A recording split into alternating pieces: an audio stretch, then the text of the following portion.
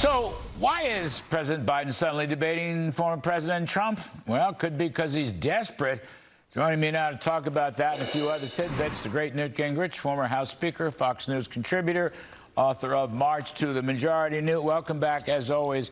I mean, 100,000 people in Wildwood, all of a sudden Biden turns around and says, I'm going to debate. But it's kind of phony, Newt. I mean, we've talked about this, but I mean, he only wants 2 debates. He only wants the liberal left networks to cover the debates. They're going to control the microphone so you can't ask a good question. And then President Trump, former President Trump, believes that everyone, both of them, should be drug tested before they go on. What do you think about this stuff? I know it's a mouthful. Think the circus.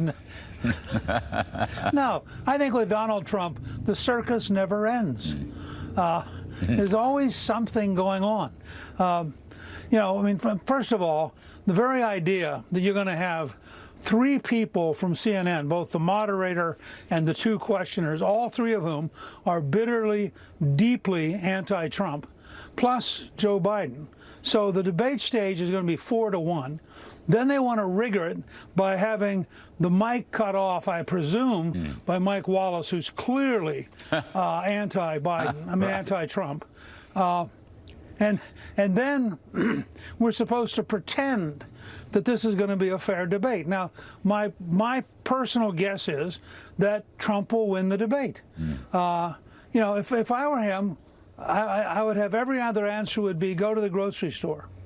And I would just be very calm. I'm doing a newsletter at Gingrich 360 for tomorrow on Biden's advertising versus Biden's grocery store.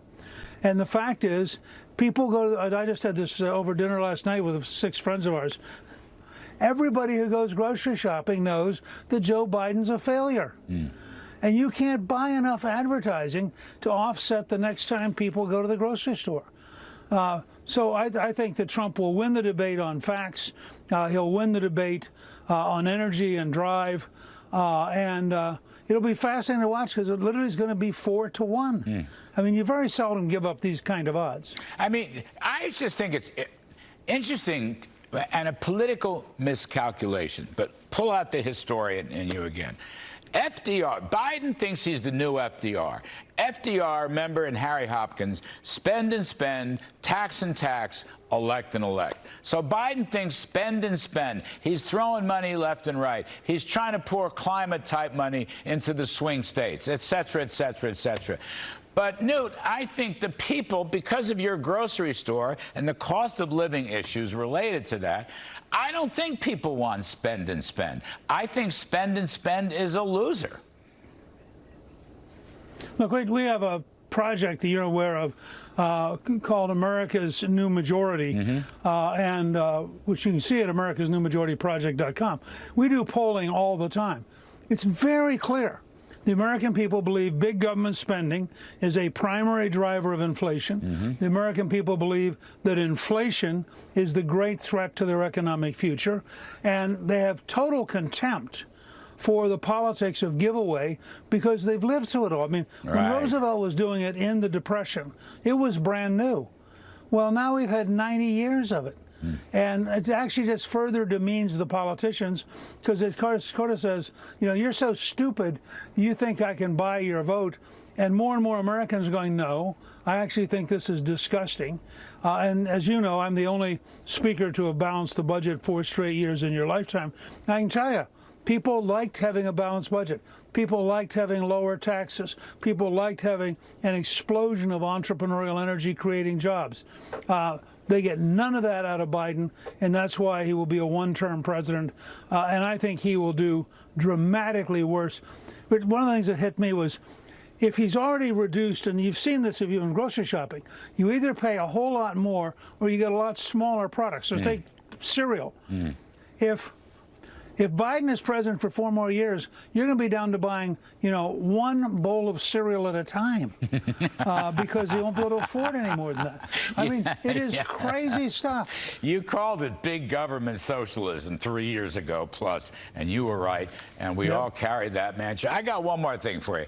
Take a listen to this. This is Joe Biden on the campaign trail this weekend, I believe yesterday in Detroit, Michigan. Hang on a second. Here it comes. When I was vice president, things were kind of bad during the pandemic. And what happened was, Barack said to me, go to Detroit and help fix it. Newt, what is he talking about? He wasn't vice president during the pandemic. None of that is true. And he comes out and says this. I believe he's speaking to the NAACP. What is that all about? I think it's fair to say that the number of connections between Joe Biden's brain and reality have been shrinking. He always had a bad memory. He always said things that were nutty.